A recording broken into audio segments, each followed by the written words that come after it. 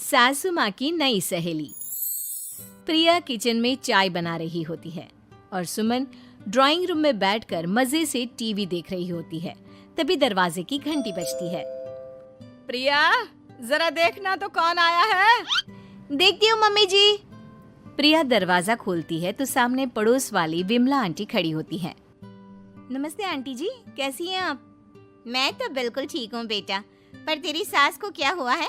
आजकल कहीं दिखती ही नहीं है। जब देखो तब टीवी के आगे जमी रहती है। अंदर तो आइए आंटी। अरे ओ दीपक की अम्मा, कहाँ हो?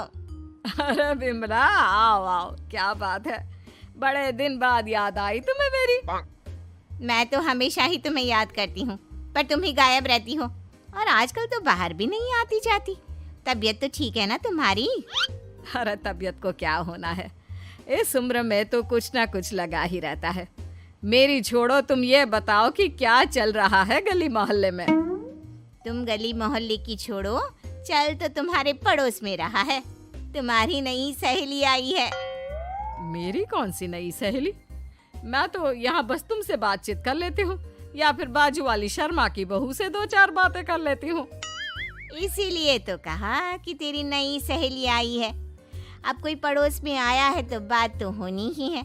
कम से कम इसी बहाने हमारा भी एक ग्रुप बन जाएगा। फिर सब मिलकर अपनी बहुओं की शिकायतें किया करेंगे। दोनों हंसने लगते हैं। तभी प्रिया चाय लेकर आती है और सामने टेबल पर रख देती है। दोनों चाय पीती हैं और बातें करते हैं।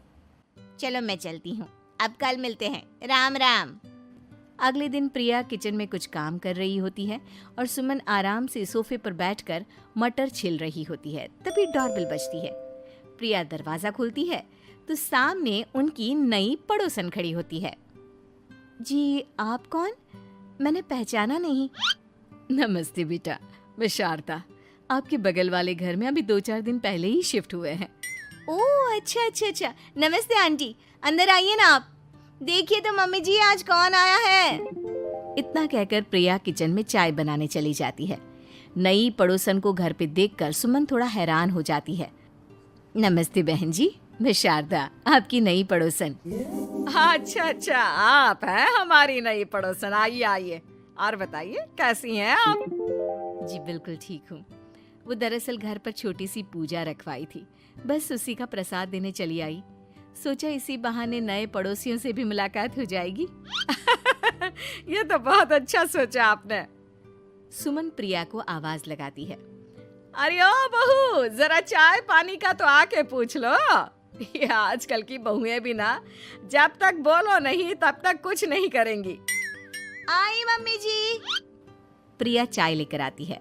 दोनों बैठकर चाय पीती हैं और खूब सारी बातें करती हैं। अच्छा बहन जी, अब मैं चलती हूँ, फिर मिलते हैं। अब तो आना जाना लगा ही रहेगा। शारदा के जाने के बाद प्रिया किचन से बाहर आती है। क्या बात है मम्मी जी, आप दोनों को देखकर तो लगा ही नहीं कि पहली बार मिल रही हो। आप दोनों तो बिल्कुल बिछड़ी हुई सहेलियों की तरह बातें कर रही थी। अरे जब दो औरतें मिल जाती है ना, तो बातें अपने आप ही निकल आती है। अब तू अपने काम पर ध्यान दे, बातों पे नहीं। ऐसे ही कुछ दिन बीत जाते हैं। अब सुमन और शारदा अच्छी सहेलियां बन गई होती हैं। दोनों एक साथ मंदिर जाती, मार्केट जाती और कभी कभी तो विमला भी इनके साथ मिलकर खूब हंसी ठिठोली करती। एक शाम तीनों बैठकर सुमन के घर पर चाय पी रही होती हैं कि तभी बहुत तेज बारिश शुरू हो जाती है।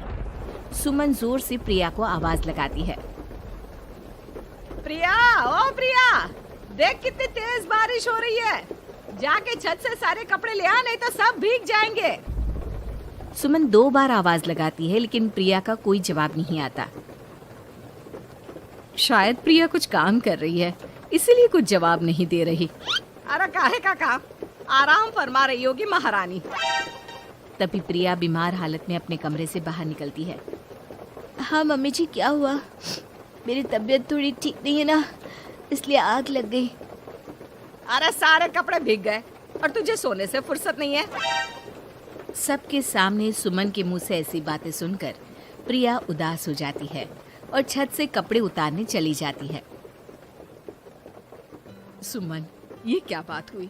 प्रिया ने बताया ना कि उसकी तबीयत ठीक नहीं, इसलिए उसकी आंख लग गई। तुम भी ना खामखा उसे सबके सामने सुना दिया।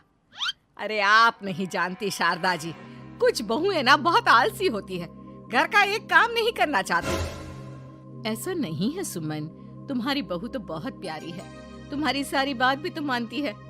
हाँ सुमन, तुम प्रिया के बारे में ऐसा क्यों सोचती हो?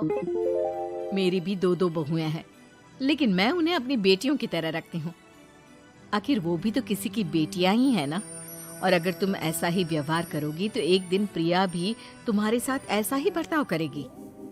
शारदा और विमला की बातें सुनकर सुमन की तो बोलती बंद हो जाती है। वहीं प्रिया भी बाहर से सारी बातें सुन रही होती है। अरे मैं कोई उसकी दुश्मन थोड़ी ना हूँ, मैं भी उसकी माँ हूँ, लेकिन कभी कभी सास बनना पड़ता है, नहीं तो बहुएं हाथ से निकल जाती है। देखो सुमन, ये सब सोच का फर्क है। अगर तुम ये सोचोगी तो कभी प्रिया को अपनी बेटी नहीं बना पाओगी। इतना कहकर शारदा और विमला वहां से चली जाती हैं और सुमन अकेले बैठकर उनकी बातें सोचने लगती है। अगले दिन प्रिया और दीपक अपने कमरे में बैठकर बात कर रहे होते हैं और सुमन उनके कमरे के बाहर कुछ काम कर रही होती है और उन दोनों की बातें सुन लेती है। दीपक, तुम्हें पता है हमारे पड़ोस में जो शारदा आंटी है ना, बहुत अच्छी हैं। अच्छा, ऐसा क्या हो गया जो तुम्हें वो इतनी अच्छी लगने लग गई? कुछ खास नहीं, बस कल जब मम्मी जी मुझे सबके सामने सुना रही थी तो शारदा आंटी ने मेरा साथ दिया।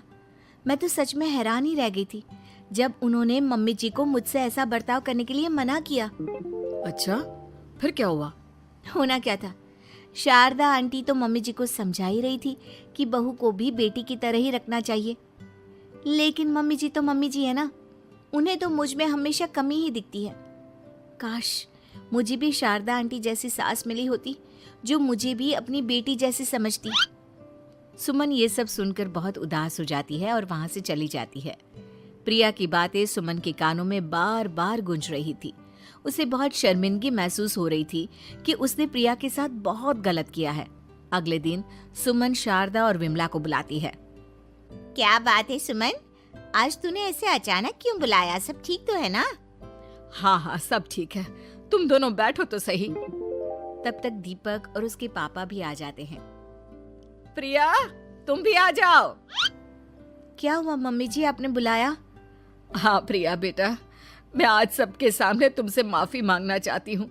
मैंने आज तक तुम्हारे साथ बहुत बुरा व्यवहार किया है, लेकिन तुमने कभी भी मेरे साथ बुरा बर्ताव नहीं किया। मुझे अपनी गलती का एहसास हो गया है, हो सके तो मुझे माफ कर देना। प्रिया अपनी सास की बातें सुनकर हैरान हो जाती है। उसकी आंखों में आंसू आ जाते हैं।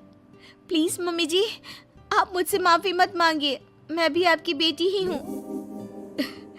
वैसे एक थैंक यू तो मेरी नई सहेली को भी बनता है, जिसकी वजह से मुझे मेरी गलती का एहसास हुआ।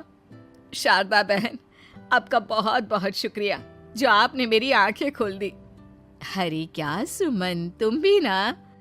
तो फिर इसी बात पर चाय और पकोड़े हो जाए। हाँ, क्यों नहीं।